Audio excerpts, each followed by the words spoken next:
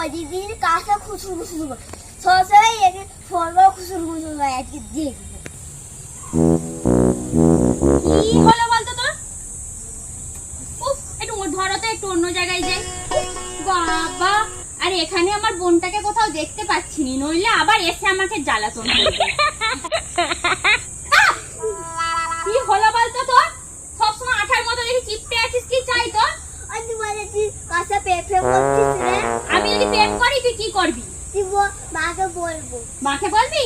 যা গিয়ে বল মায়ের চালা যে আমি প্রেম করছি, যা। ও মা, কি হয়েছে রে ঘন্টু?